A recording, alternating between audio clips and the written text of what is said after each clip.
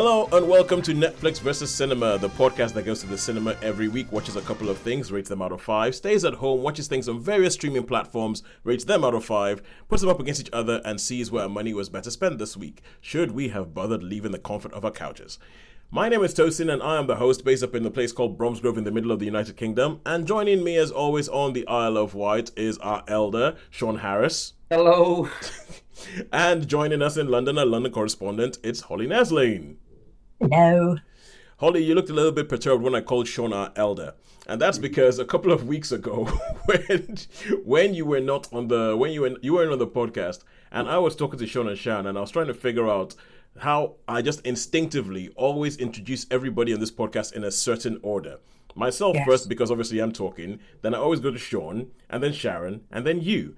And that's because, as I said on the show a couple of weeks ago, I am a good Nigerian boy, and in Nigeria, our entire culture is built on age and respect of age. So I always go, and I hope this is not too revealing about people's ages. I always go in the order of age. Yes, apart from me, because I tend to be the upstart who jumps the queue just because I know how to press the buttons. So, but anyway, you are still older than me. You are the host. Yeah. I am the host, and so Elder Shaun. That is to give you your full name. Okay, elder's fine. I've been called a lot worse. I can tell you. I'll tell you what, Shaun. If you ever on your travels make it to Nigeria, and you are going to have a whale of a time. Well, you never know. Well, just let me know first so I can be there. All right, cool. So let's kick off with what we have been seeing on the cinema this week, and we'll kick off with our elder. Okay, so at the cinema this week, I've seen the Fantastic Four. Yes. The First Steps. And I've also watched I Know What You Did Last Summer, the 2025 version. Take it. Which was one I thought I'd better take one for the team, Take one for the team. So being as there, well, anyway, we'll talk about that one later. We'll talk about that one later. We'll leave that one to last. We'll leave that one to last. We'll let you go on a rant because I mean last week I was showing you weren't here last week and we were talking about it. We were talking about how we could not be bothered to see that film, but I did actually say that I really wanted you to see the film just because I'm looking forward to the rant. All right, cool.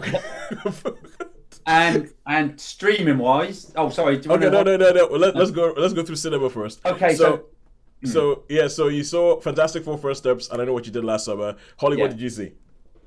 I've seen nothing in the cinema this week. Nothing in the cinema, but I think you and cinema buddy. Been a lot.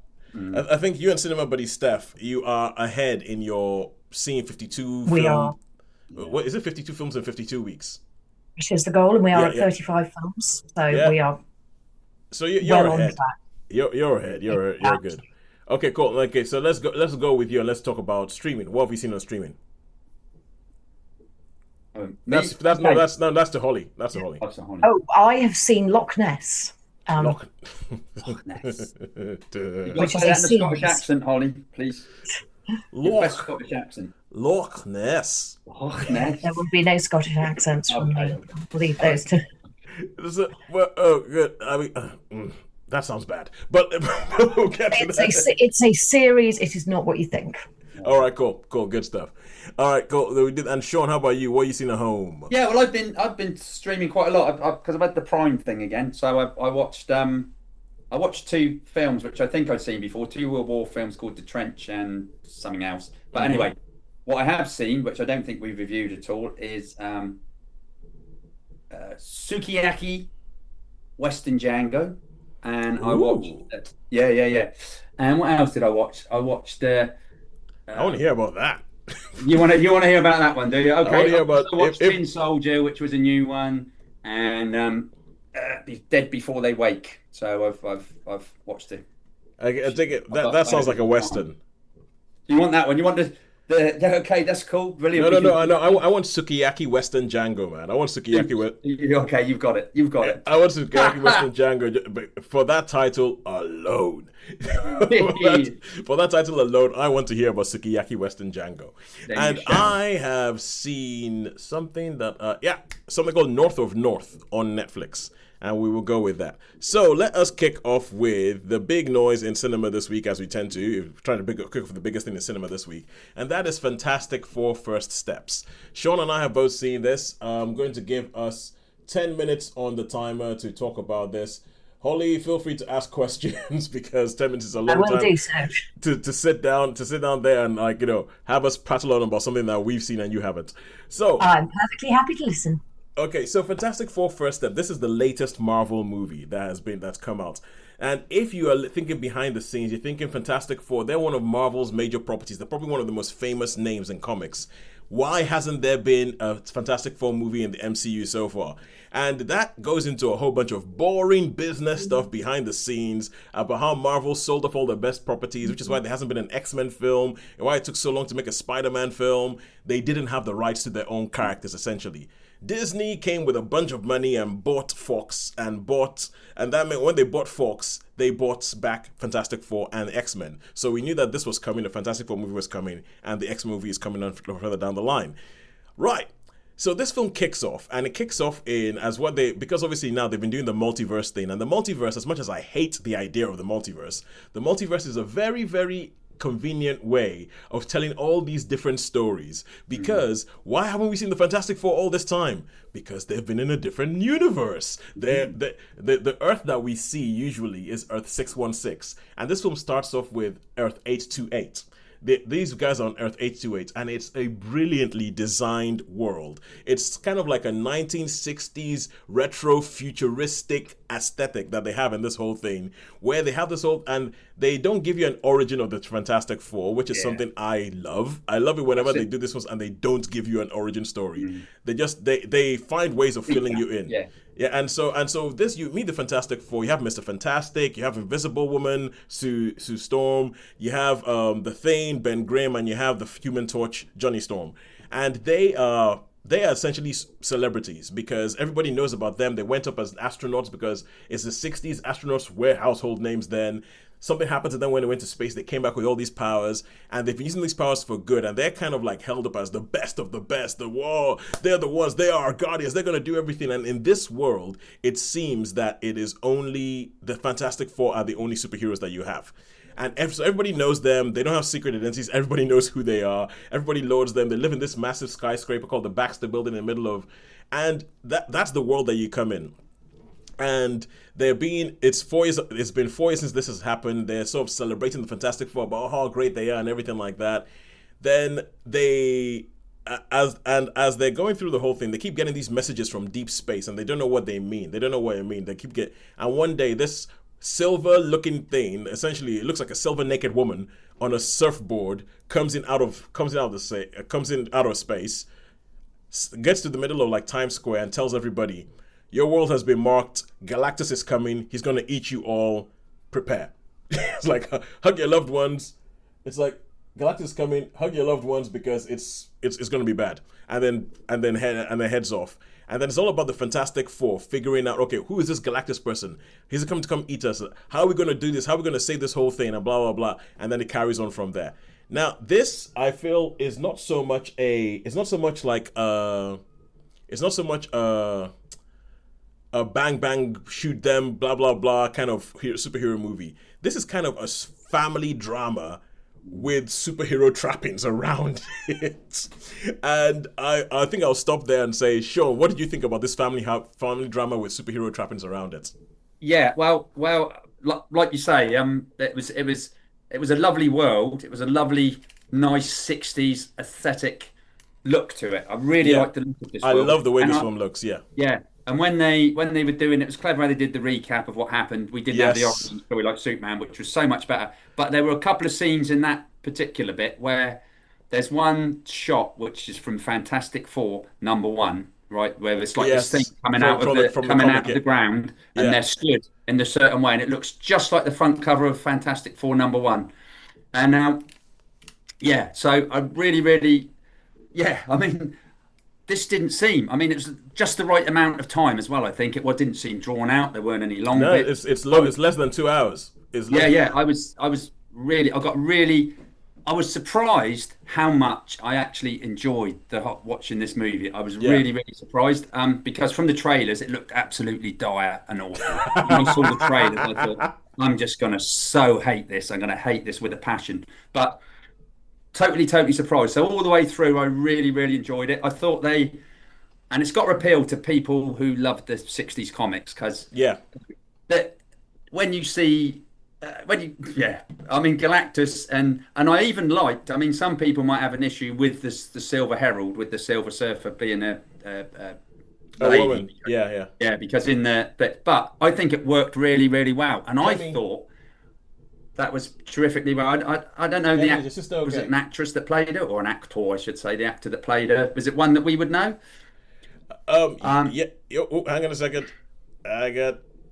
is it? Okay. Yes, yes. Sorry. So I was because I think there's a child crying somewhere. So I was I was on mute there. Yes, it's Okay. Julia Garner. Julia Julia Garner Garner, plays. right. Yeah, yeah, And I thought she played it really, really well. I thought yeah. the This. action sequences, what they were played really, really well. Yeah, The characters were played really, really well, and it was a nice family. Even Reed Richards and all that. I don't know. It just worked. It just really, really worked, and I didn't yeah. think. I was really, really totally surprised how much I enjoyed it. I think it really worked, and I also thought that the stakes this time around as to what's at stake, what I thought was really really clever as to what they Yeah. do. It's yeah, and the way that and obviously there's Galactus because they've done Galactus before, Galactus, but they yeah. sort of shied away from the design of Galactus that you know and love in the comics. And I love the fact that they went with Galactus. They the went way with he is- Galactus. They went The with him the Galactus. way he's in the comic, the Galactus. And first of all, I was thinking, okay, yeah, but yeah, did you notice, Sean, that they even had the right colors? Yes, They yes, even had I the right did colors actually. as the He was had the right it colours was on. Yeah. subtly done. It was subtly done, but he was the right color, and I was like, I can't believe they did that as well. Although I'll tell you one thing, right? Because obviously it's nowadays it's no real secret what Marvel are going to do next and what's coming down the pipeline with Marvel. And at the end, they do say Fantastic Four will return in Avengers Doomsday, in the next Avengers movie. So because of that, I feel like they had to have a story that was a little bit, because this is like world ending. This is a world ending storyline. Galactus is going to come and eat you. That is that is a big thing. But in the beginning, when they're showing this new reel about what the Fantastic Four have done in the past, they mentioned a couple of bits like Red Nose and his smart simians and so I when you talk about the 60s stuff, there's a couple of like fun storylines that fun silly storylines that they had in the 60s, and I'm not gonna lie, I really want to see one of those. I want to see a fun silly Fantastic Four fighting baboons that are being controlled by somebody called the Red Ghost. I want to see they had the Mole Man storyline. I want to see the Mole Man story. I want to see that film. That would work. And there was a bit of me that wants to see all these little things that they threw in there. There's a bit of me that wants to see the silly, campy 60s homage version, but I know that they had to go with Galactus because there's something coming down the line, and so we don't have time to sort of do like one of those and then maybe do a more serious one later. We have to go straight to Galactus, which I think they did well with that. But I have to admit, there's a little bit of me that's still kind of like, oh, but I want to see the 60s stupid silly one. Yeah, that's it, really. I forgot what I was going to say now. But anyway, it was but it was it was just great. It was really, like you say, and there were lots of nods to the original comics in there, which I noticed. And who knows what? Who knows what will happen? Was it? Oh, that's what I was going to ask you. Was it the same director that did Guardians? No, it wasn't. It wasn't. Because it reminded me a little bit of. Oh no, he was the Superman one, wasn't he? Yeah, was it? no, yeah. The guy, James Gunn did Guardians and did Superman. This was Matt Shackman who directed. I think he directed most of WandaVision. Right. Okay. Yeah. Oh, that's it. I think he developed most of. It certainly had that feel about it. The one. Yeah, he had that feel. He had that understanding the tone, understanding the world, and I think it did quite well. I think that the cast are quite good. Vanessa Kirby as Invisible Woman, Pedro Pascal as Reed Richards, who plays what could be.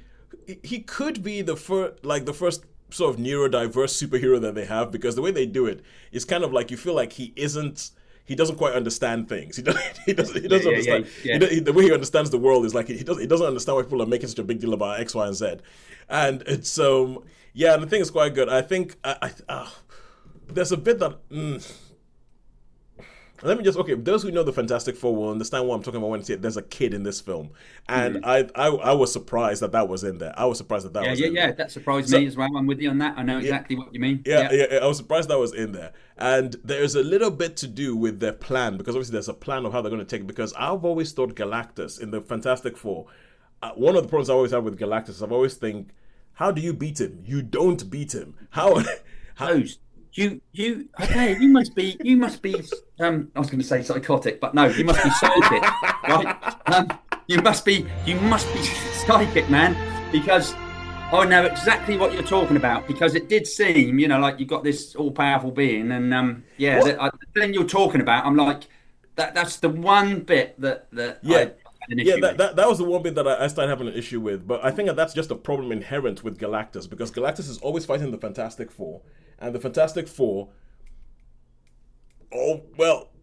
they win. And I'm kind of like, well, you're not going to win him by punching him. You have to win him. You're not going to beat him by punching. And I think in the way that they do in the film, I think it's true to the fact that, well, you never really beat Galactus. You just kind of delay him to another day. Yeah, that's it. I think that was it was sort of quite easy for sort of how it was. Then you could think, well, there's like that might have been the part of. I know it is. It's a bit where you have to kind of like go, okay, we're making a movie, and therefore the good guys are going to win, and therefore we're gonna. That for me is the only bit that I was like, that's kind of taken away from it, because I feel like the final confrontation is a bit kind of what. That's it. Yeah, no, I agree. I'm with you totally. That's why I said you were psychic. Yeah, not psychotic. Sorry. No, it's okay. You're certainly not. As you said, Sean, I have been called worse. Right. Yeah. Okay. So I think I would give it. I was bouncing between a 3 and a 4. I was bouncing between 3 and a 4. I was actually quite interested to see what you would think about it, Sean.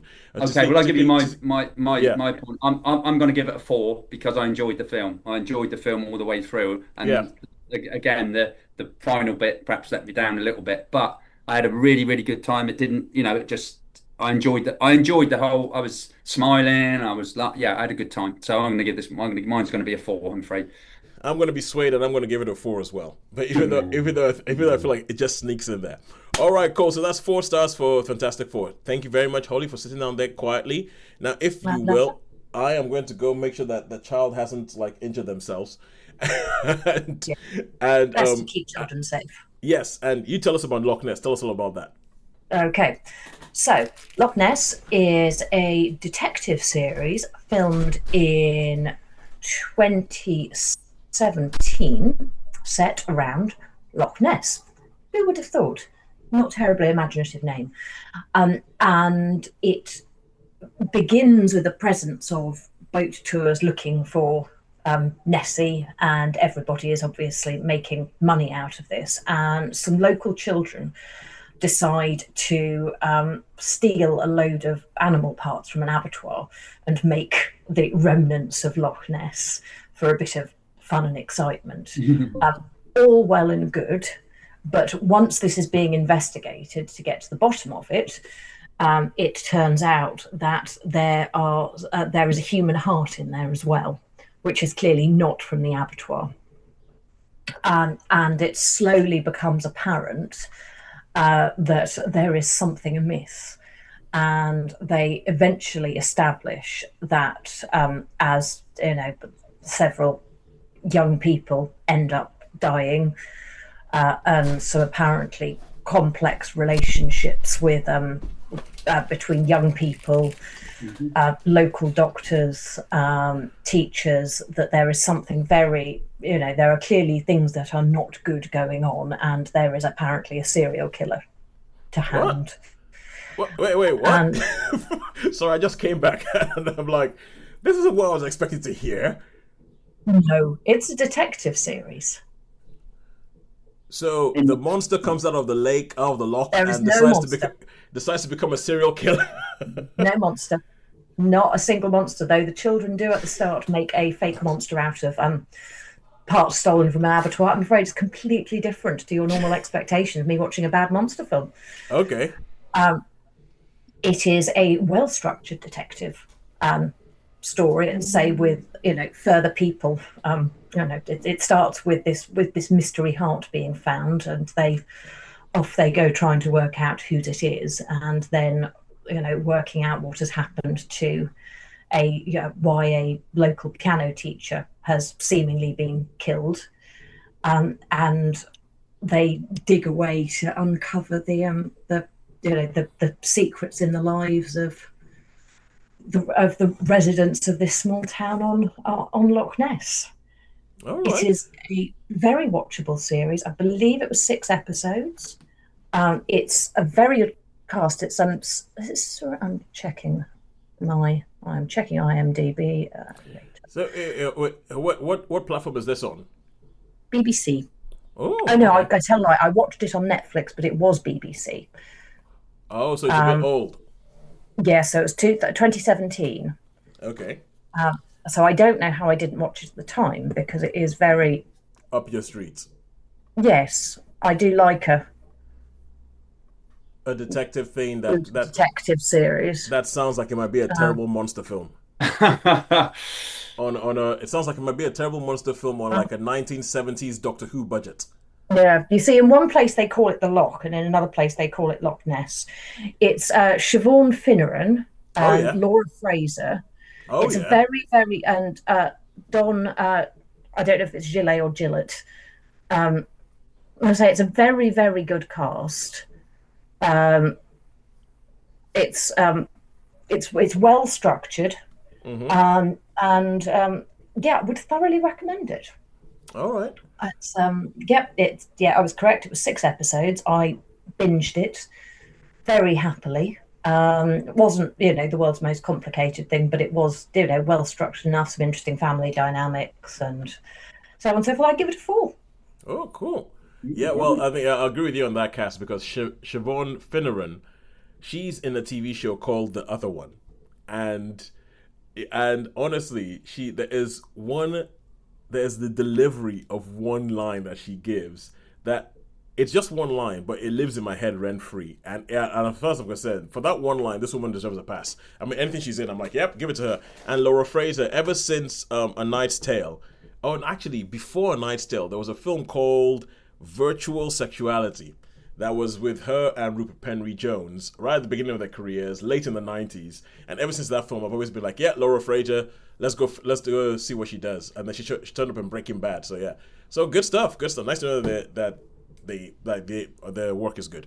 Anyway, so that's 4 stars for that. Oh, one other thing I was going to say after watching Fantastic Four: First Steps is that this is the summer of Sarah Niles. Now, Sarah Niles is an actress who you may not know. When you hear the name, you may not know her. But if you look her up, Google Sarah Niles, and you see the face, you will probably recognize her. She played the therapist in Ted Lasso. That was probably one of the most high-profile things she does. But this woman, this summer alone, has been in F1. She has been in Fantastic Four: First Steps. And she was in Heads of State, the action movie that Sharon and I watched on Amazon Prime. Sean, watch that. I'll make a point of that then. Yes. You will. Yeah, and I'm like, oh my god! Each time I go to the cinema, I switch something on. Sarah Niles is in it, just in the background, doing great work. She played the mum of Joshua Pierce in F1. She played almost like an assistant or / friend to Sue Storm in Fantastic Four. And I just think some of Sarah Niles may continue. Oh, and also the other thing I was going to say, Sean, is that in the Fantastic Four, the other thing about it is that you can feel storylines that they had to cut out of the film. You can feel, because all this that you see. Hang on a second, that's a well-known actor. Why are they in the film for 5 seconds? It cannot just be. There's 2 of them. Natasha Lyonne is in the film. Paul Walter Hauser is in the film. Both of them are in the film for about 5 seconds. Yeah. And I'm like, yeah, they've cut some storyline out there. And also, if you see the trailer for this, John Malkovich is in the trailer. John Malkovich is not in the film. More to come, obviously. More to come. Well, they obviously had. I personally think that they had some things in the film where they were going to do more on the silly stuff at the beginning of the film, and then they had to cut those out and focus more on Galactus. But anyway, all right, cool. Let's go back to cinema and let us talk The Bad Guys 2. Now, The Bad Guys is a DreamWorks animation, and this is one of those few animations. Sean, I'm not sure if you've seen it before. I think I might have reviewed the first one, because The Bad Guys, it is kind of like, imagine if George Clooney as Danny Ocean was a wolf. Yes. Was a wolf. I think you did review this, and I don't think the trouble is I really want to go and see this, but Yeah. I think now it's in the school holidays. It's just going to be A bunch of kids. There's not really a time, so perhaps I was going to ask my mate if he takes his lad or whatever. I could go and tag along. Well, no, because the thing about this is like, okay, so the first film is all about this group, and it's about this group of animals who are usually the bad guys. So they're led by the big bad wolf. There's a shark in there. There's and they're just called wolf, shark, tarantula, piranha, and snake.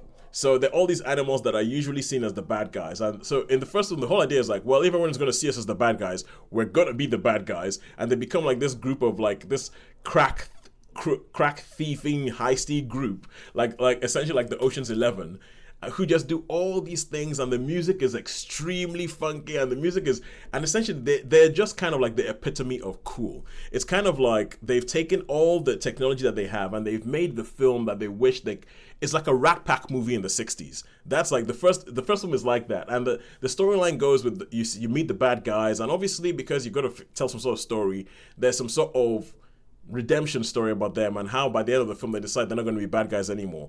And the problem you always have when you try and make a sequel to a film like that is the only way to go is to turn them back into bad guys, and to try and come up with some way of wrapping the story around itself to get them to be bad guys. And almost as if to drive home the point, this film kicks off with an exhilarating sequence. Like, it is such a good sequence that I was sitting out there with a smile on my face going, obviously it's animation, but I was like, this is why you have to do this in animation, because you could never possibly do this in live action. Look what they're doing. Look at those stunts. They're totally defying the law of physics.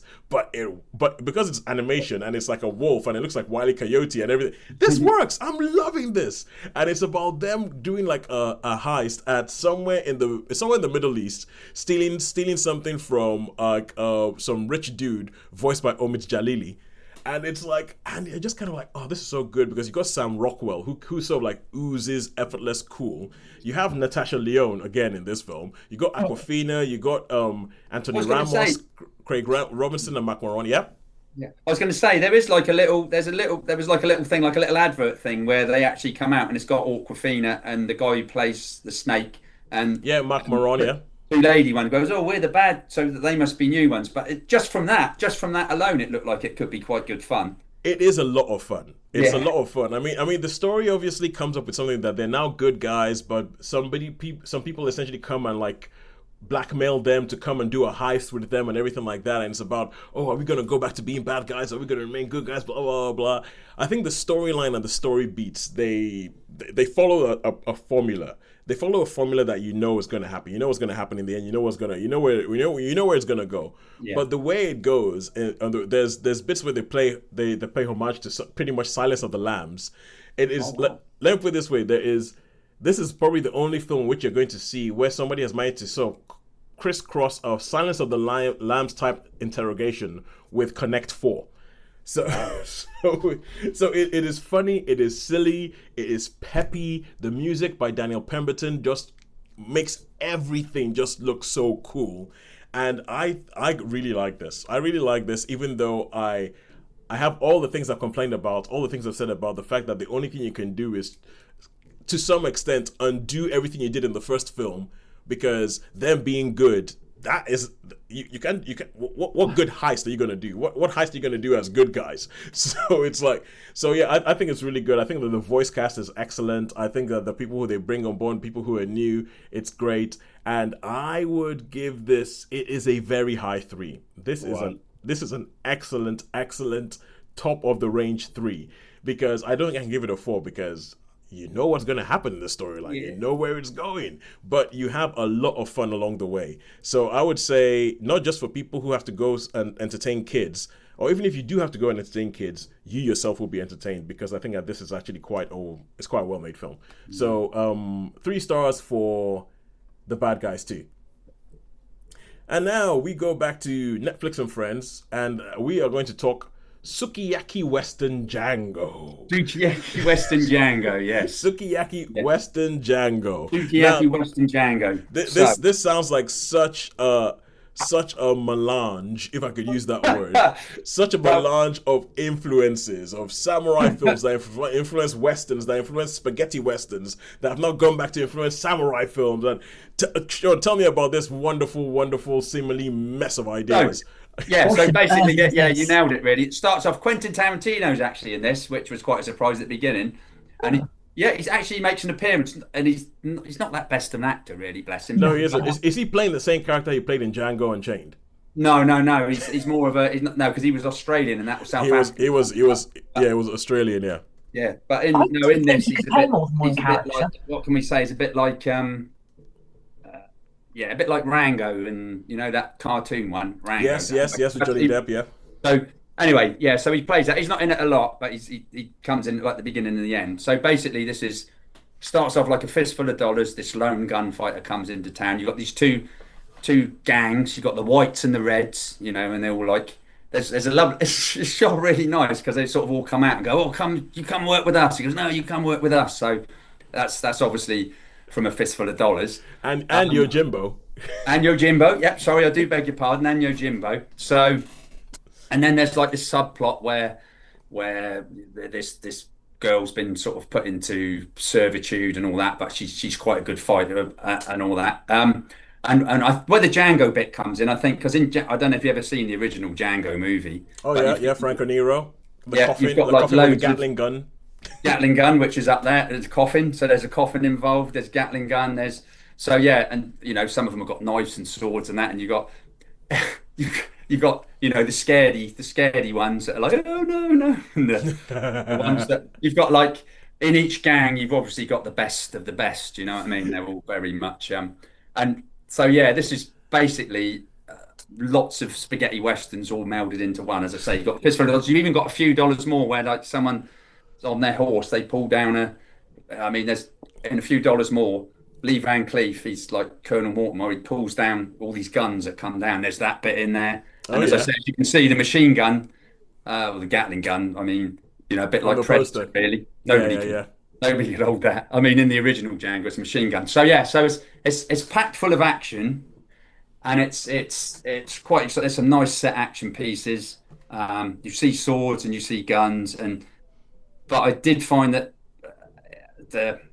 I suppose the film is, you can't really believe it, but some of the stuff, like, my beef with, like, when things happen and the person should die or get killed or get hurt or couldn't get hurt and couldn't get up again. There seems to be a lot of that, whereas someone takes so much punishment, that they'd be incapacitated or dead, and then they manage to, somehow miraculously get all their energy back. But that's, I guess that's, cinema, there's things you've got to expect on that. So, but it's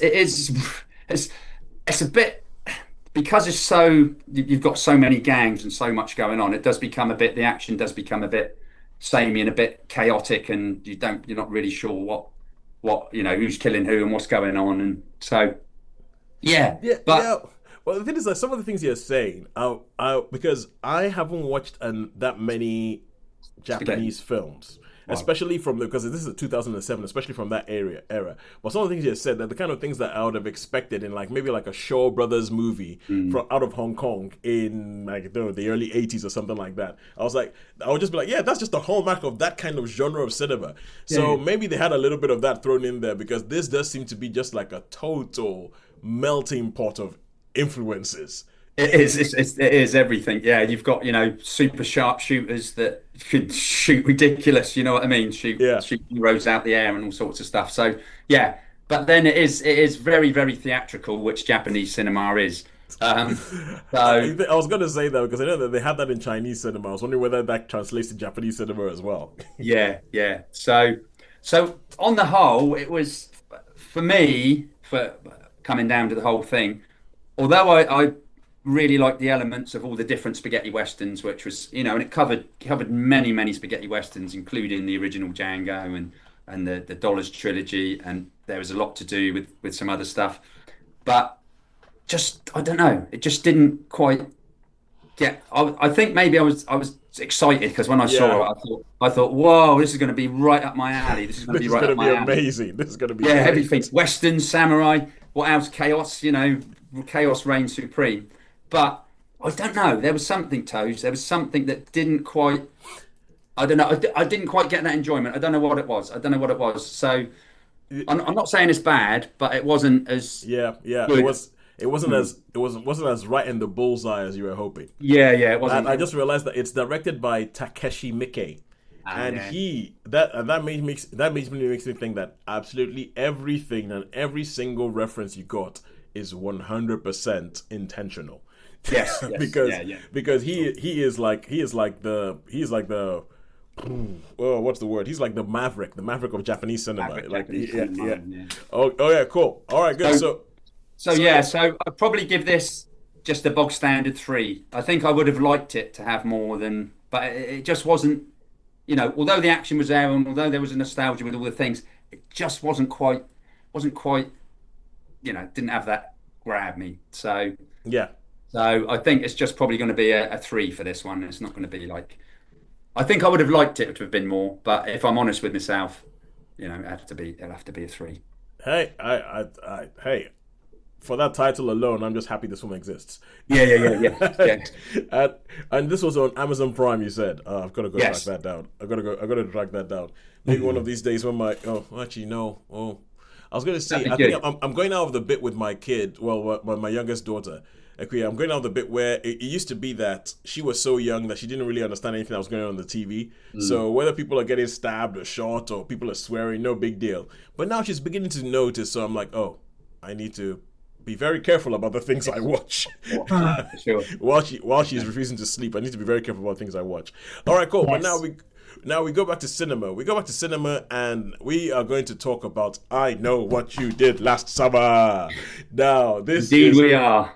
We're gonna know what you did last summer. This is a film that, I mean, last week we spoke about it and none of us were like, no way. I was like, no way in hell. I'm not going to see this film. Cannot be bothered. Cannot put myself through it. If I'm going to say, is it worth it getting off my sofa? No, it is not worth it getting off my sofa for that. But I did really, really, really hope that Shaun would go see this film because I knew Shaun would hate it. And I was like, everything about this film is one of those films that you know what's going to happen based on the poster. And it's like, and I just thought Shaun was going to hate this. So I'm just going to sit back for 5 minutes and Shaun, the floor is yours. Right. So what you've got to do with this, you've got to bear in mind that I haven't seen the original and I haven't seen the sequel. Right? Yes. So I just assumed, and I went with Happy John, who's like an aficionado of these type of. He would have seen those, yes. Happy John would have seen those.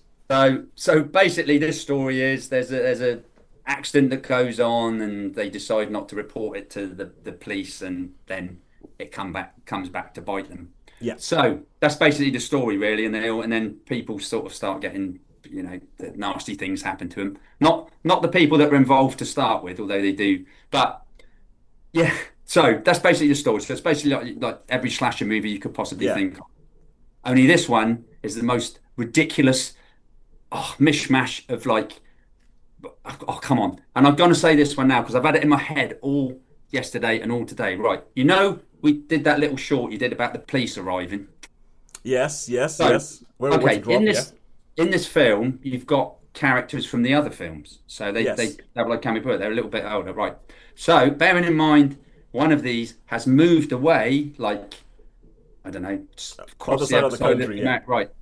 And then there comes a bit, and I'm sorry, spoiler alert here. Is she figures this thing out, right? She figures towards the end. She figures, I know what's going on, and then like in the town of Southport, right, where there's the nasty stuff's going on, she suddenly turns up, right? She turns up in this car and she says the police are on the way, right? And goes in and whatever happens, and I'm like, that's like me being on the island of Wight and saying, oh no, I work out Tosin's in trouble. I'll get there. And I phone the police and say, look, Tosin's up in Coventry and he's in a lot of trouble. Can you get there real quick? And then I turn up before the police. Okay, And so for anybody who doesn't understand the geographical references, for Sean to do that, Sean would have to drive to a ferry, which takes an hour to get to a port. Then you have to drive for 2.5 hours to get to where I am. And so in that, let's say at the very earliest you could do is in 3.5 hours if you arrive by the ferry when you phoned, and yes, do something like that, and then getting here before the police get here. And arriving before the police. So anyway, I had to put that one in before anything anyway. So no yeah. problem. Also, you've got toes. You've got like this bloke. Why has he got the killer wears a costume? Yeah, he's like a big trench coat with a hook. With a hook, yeah.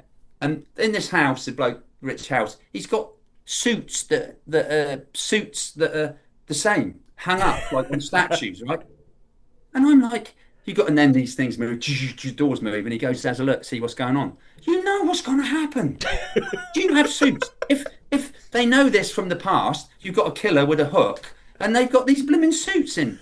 And of course, he walked past them, and what happens? You know what I mean? Like, just like, what is going on? And then there's this dream sequence with Buffy the Vampire Slayer. I don't think, not Buffy the Vampire Slayer, but but Sarah Michelle Gellar, prom queen, which is totally bizarre. It comes out of left field. I'm like, what's going on here?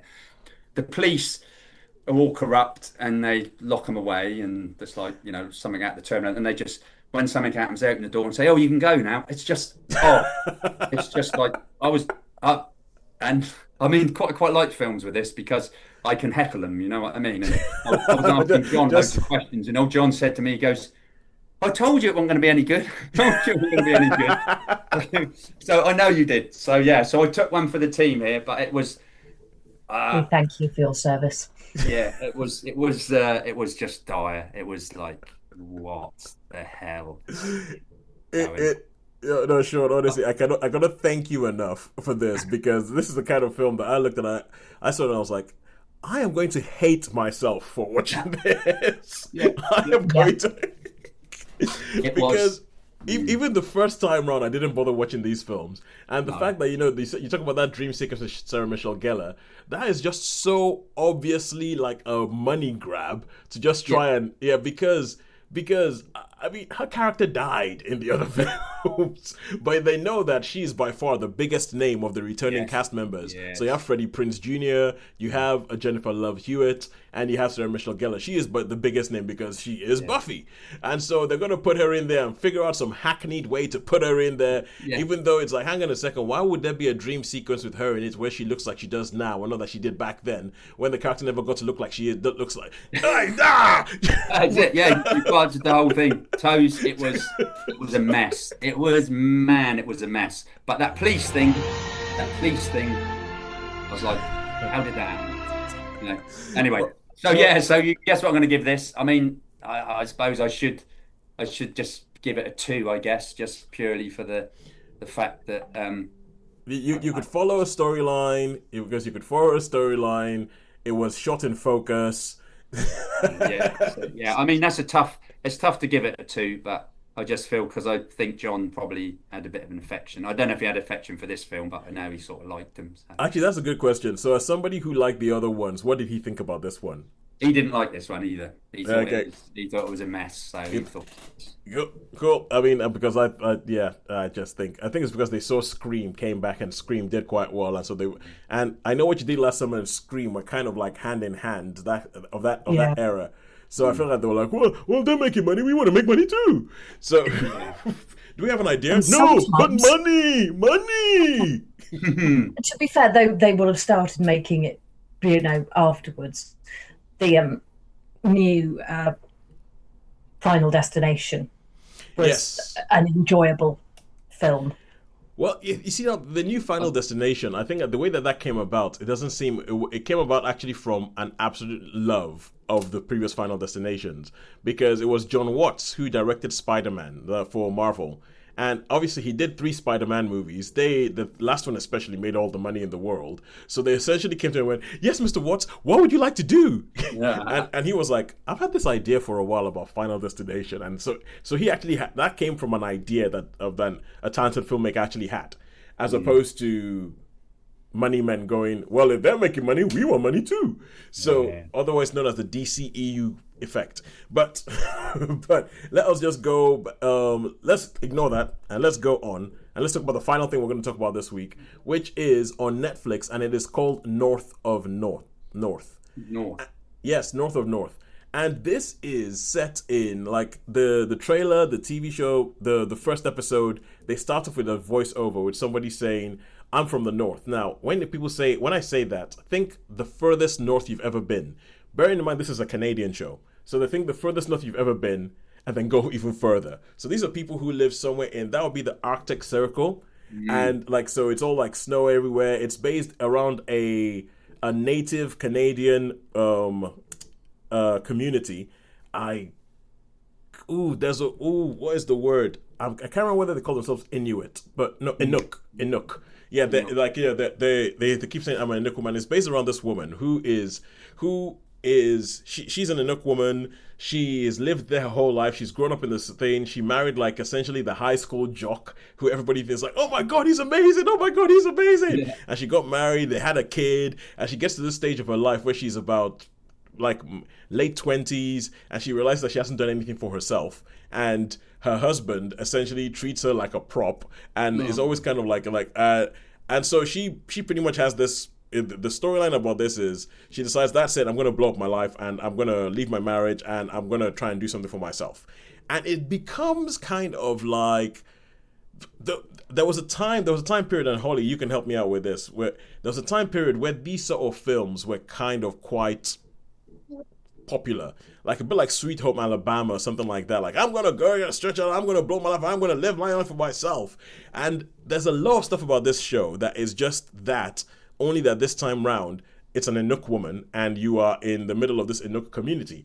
And that is the freshest and the best thing about the show. The fact that you get to see a community that you don't get to see that often on screen. And I think it was quite cool. There were some things that they do, like some of the customs and the thing, and the kind of games that they play. There's a version of baseball that they call, I can't remember what they call it, but like they play baseball, but the bat is a whalebone. It's like actually a whalebone that they used to play and all that.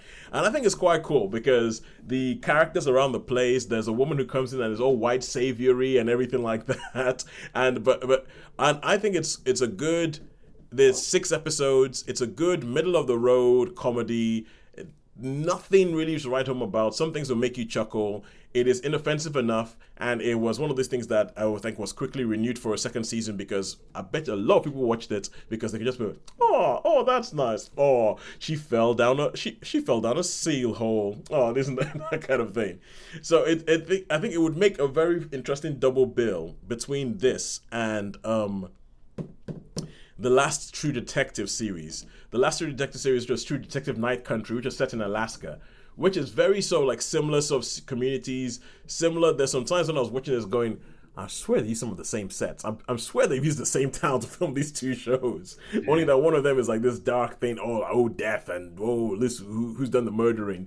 And the other one is like, a light, breezy, community-based comedy about a woman trying to find a way, trying to find her own way after everybody's done it. And it's done in such a way that they do the whole, guess what's going to happen in season 2? It's like, think about everything you would expect in this kind of show. Is there a love triangle? Yes. It's just like kind of stuff. Yeah. Is there a love triangle? Is there a snarky best friend? Yes. Look. Is it like a little bit docu soap sort of thing? No, it isn't. It isn't really. It's a comedy. It's like a comedy. I think they're trying to go for a little bit for something like a bit like a Scrubs. But okay. But it is a little bit. I mean, this is just in my head because we spoke about Grey's Anatomy last week.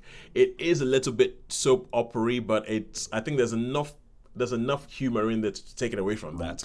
Okay. So we got snarky restaurants, you got all that. I think it's quite cool. I mean, and if it's to have more representation, I'm all for that. But I will give this a 3 out of 5. I think it's a 3 out of 5. Holly, I think you'd like it. I think you put it on in the background.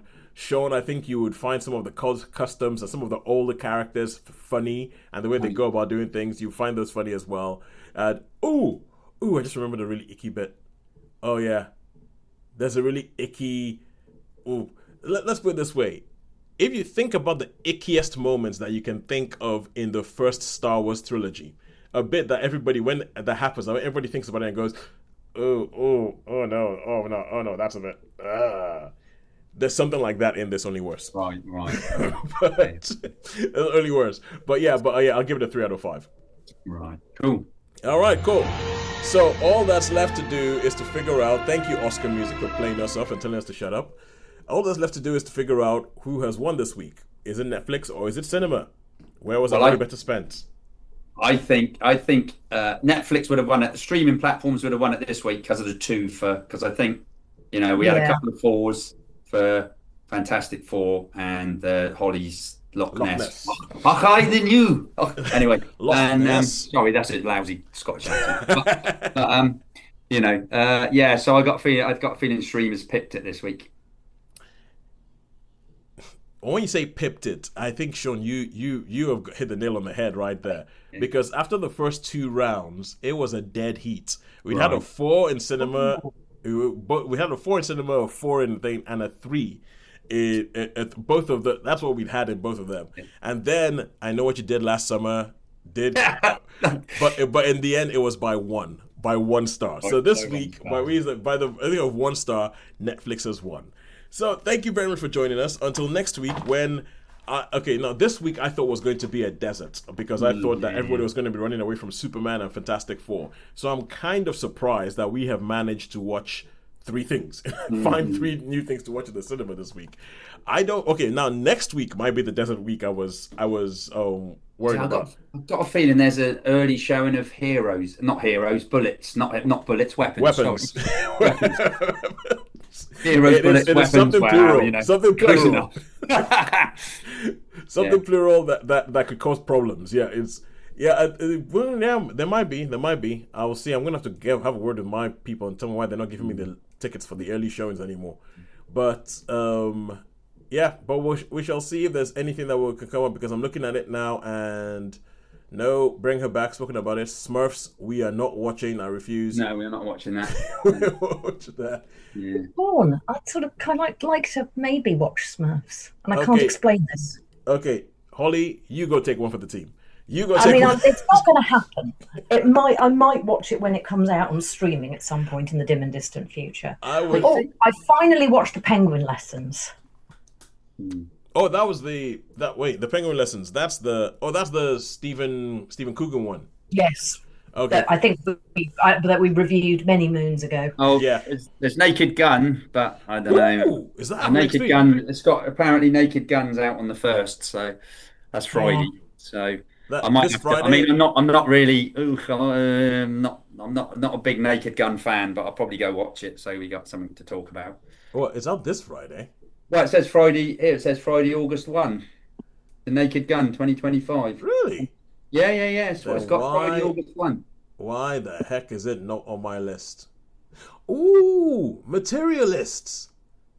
What was that? There's a special Materialists. That is actually, I've got that on a special screening next week. Yeah, right. Okay, that might be the one I was thinking of then. Materialists. They're all the week ahead. The Life of Chuck, but they're all August. They're all like. Yeah. I thought the Materialists had been and gone, but because maybe they're trying to jump on the Pedro Pascal train, because that is directed by Celine Song, who directed Past Lives. And after watching that film, Past Lives. After watching the Past Lives, I'm like, whatever she's gonna do, I want to watch the next thing she does. All right, cool. But anyway, this is they got a hell of a lot of like reboot, showing the best of X-Men 30th anniversary showings and stuff. But really? Yeah, so I'll tell you what they've got. They've got the best of X-Men 25th anniversary, X-Men 2, Weapons not till August the 7th apparently. Then there's Freaky Friday, that's the 7th. Best of X-Men: The Last Stand, Sense and Sensibility, Life of Chuck. Life of Chuck. That's on Wednesday. That's August the 13th. So that's the one I was thinking. No, that's okay. That's enough. That's a couple of weeks in the future. Yeah. All right. Anyway, now people are just listening to us do admin now. So, and I'm sorry I called you psychotic. Hey, as I said, been called worse. So until next week, when we shall watch some variation of all that stuff you just heard us blurt out. It's a goodbye from me. Except for me. Yeah. Oh yeah. Goodbye from me. And goodbye from me, except I won't be around next week because I'll be in Italy. Yes, you'll be in Italy. Go ahead. Go. Fly free. Fly free. Enjoy Lake Como with George Clooney. Garda. We're going to Garda, no George Clooney. And yeah, go visit the Colosseum with Bruce Lee and Chuck Norris, please. I want you to bring back a little kitten. Okay, I want you to go to the Vatican and reenact Conclave. Conclave, yeah, that would be even better, wouldn't it? Really, yeah, that'd be good. And then you could, get again the Colosseum and Gladiator, you know. All right. Anyway, goodbye. Anyway, Thank you for listening. If you're still listening, thank you for listening this far.